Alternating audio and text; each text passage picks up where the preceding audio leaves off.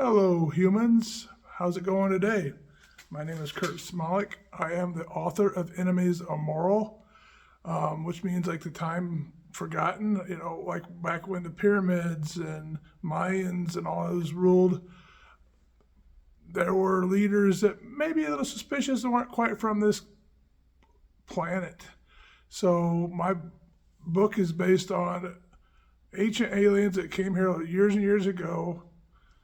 They took control, but then the humans raised up and kind of pushed them back to their main base, Atlantis, which they sunk to be hidden, so humans couldn't reach them.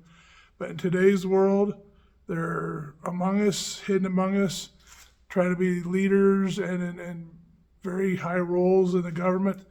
But one band of unique individuals, I would say, come together to try to stop it before it gets any worse.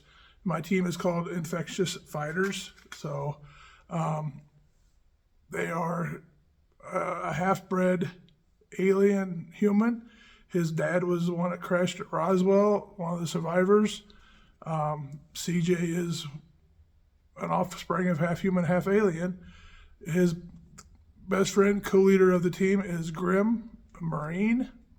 Some other team members are Powerhouse, which had an accident while mixing some chemicals, bug insecticide, and something went wrong. He got electrocuted as the mixture splashed on him. He has an exoskeleton now.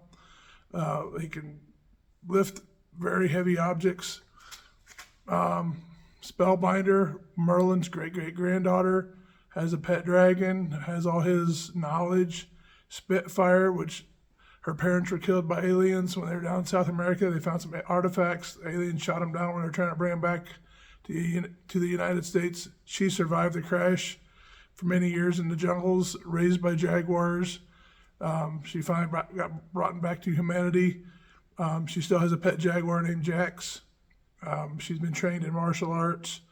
And then there's Wavelength, which is a time traveler from the future, because in his timeline, our future, the aliens have taken over.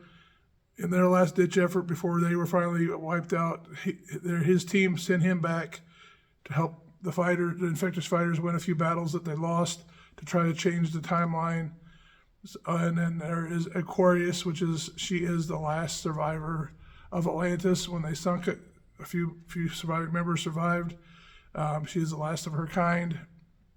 So they all come together as a team. CJ knows about him he's kind of got a database in the mountains near Area 51. So there's a lot of tie-ins with real places, real events. We tie in later on in the storyline. There's some giants that are still around and hidden in the mountains that the infectious fighters need their help. The giants hate humans, but they hate the aliens even worse. One of the team members is Bigfoot. Yes, Bigfoot. His parents were killed off by aliens. The aliens do not like Bigfoot or their species because they can't control them. So Bigfoot has a little bit of a revenge against the aliens. So CJ can communicate a little bit with him, and so we have Bigfoot on the team also. So it's a unique band. And then later on, we get a few more team members here and there. A few major battles. Find out the main enemy is Akhenaten, the third or fourth. He is the descendant of Akhenaten that was a ruler, a pharaoh in Egypt. It's his family line. It's a elongated skull, but he dresses up where he can get in humanity, and he's actually in the UN, United Nations. But in one of the battles, they uncover who he really is. In one battle, Spellbinder brings one of her pets, which is a pet dragon. So this story has a lot to it. Admiral Byrd in 1944 went down to Antarctica and said there was aliens in Antarctica, and there's also rumors of Nazis, escaping World War II and heading down there. So inner Earth, there's these aliens. My guys have to go fight. And the Nazi army is still down there along with these aliens. They have to fight them, so that's the reason they recruit the giants and recruit some other help. Spellbinder opens a portal and brings back the fighters from the future.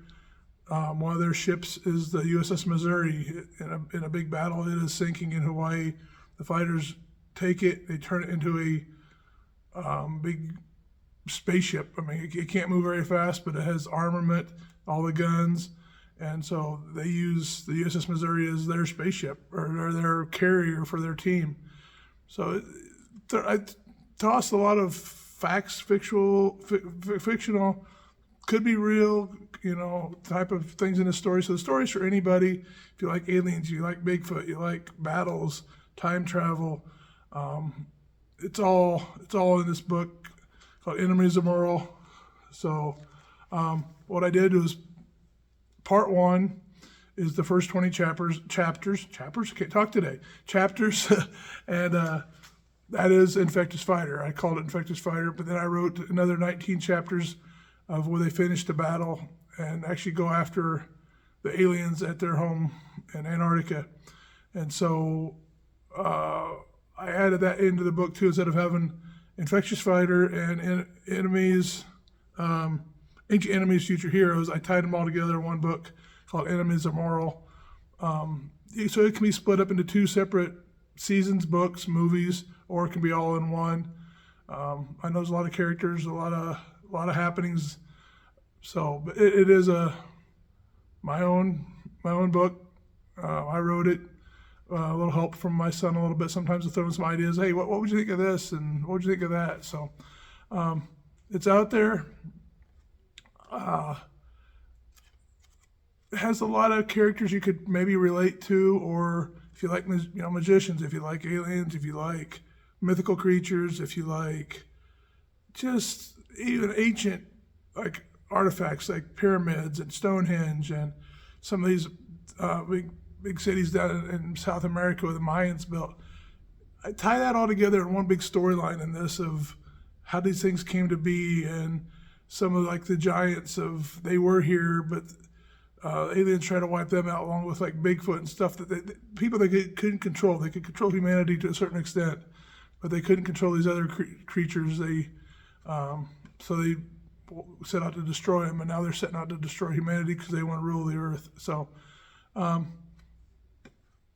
it's for anybody. Marketing, if you make characters, you can make action figures, you can make movies, or even a series on any type of show of a season of this, or like I said, motion pictures of this.